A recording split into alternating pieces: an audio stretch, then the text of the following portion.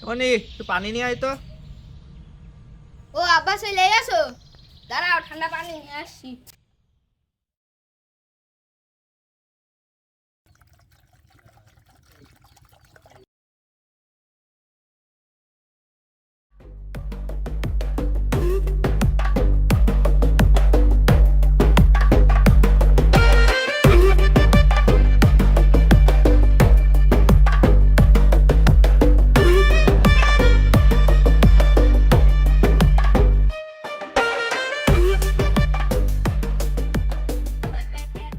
চাচা কেমন আছো?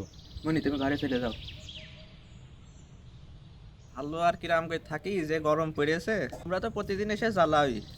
চাচা তুমি কি আমার অপবাদ দিলে? আচ্ছা যাই হোক, কাজের কথায় আসি। তোমার ওই পশ্চিম মাঠের জমিটা কি আমার নামে লিখে দিবা? আমি তো তোমার ন্যায্য মূল্যই দিতে চাচ্ছি। সে কথা বাবু আমি আগেই কইছি, তুমি যতই ন্যায্য মূল্য দাও ও জমি আমি তোমার কাছে বেচবো না। আমার খালি মাঠে 1 খণ্ডই জমি আছে, আমার চাষবাসের খাতি হয়। আমার আর কিছুই নেই, ওই 1 খণ্ড জমির উপরতেই আমি যা ইনকাম করি ওই দিয়ে আমার সংসার চালাই আমি। তোমরা যদি বাবু একটু কেড়ে না, আমি কিভাবে কি করবো? চাচা তুমি যে মাথাটা গরম করে দিলে, তুমি জমি দিবা কি দিবা না কুয়ে দাও সব কথা। বাবু তোমার আমি জমি দেবো না, তুমি যা করবা করে নাও গে। বাবু তুমি কলার ধরছো কেন?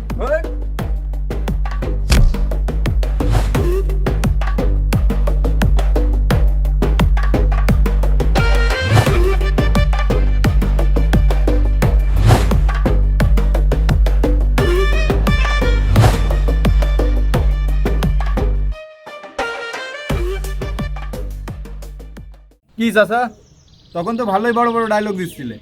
তখন যদি জমিটা লিখে দিতে তাহলে তো তোমার 2 পয়সা ইনকাম হতো। এখন তোমার কে বাঁচাবে?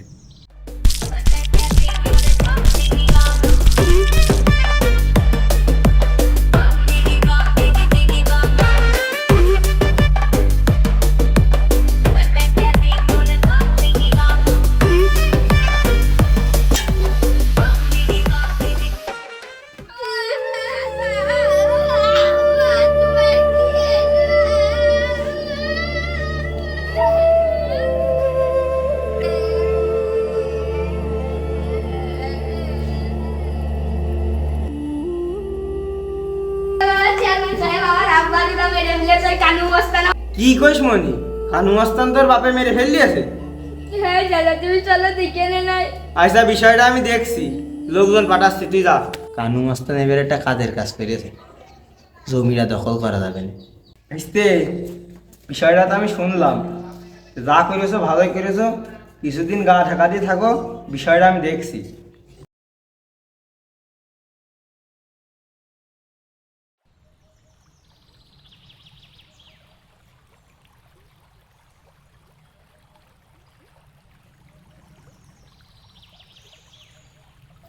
ভাই কি মনে করে 10 বছর পর গ্রামে আসলেন? দেখ 10 বছর আগে যা ঘটে গিয়েছে এর বিচার চেয়ারম্যান পুলিশ কেউই করেনি। এক কথায় আমার সাথে বেইমানি হয়েছে, তবে এর বিচার আমি এবার করেই ছাড়বো। থাক গেলাম।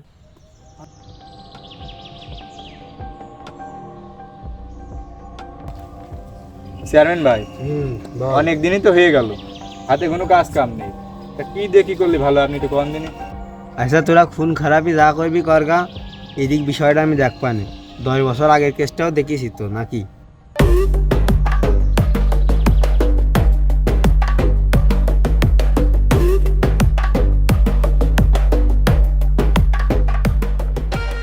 এই কে রে তুই? ভাই ভাই 10 বছর আগে যার খুন করেছিলেন তার ছেলেটা। এই 10 বছর আগে তোর বাপের মারিছি, আবার তুই এখন মরার জন্য আমার কাছে আইছিস?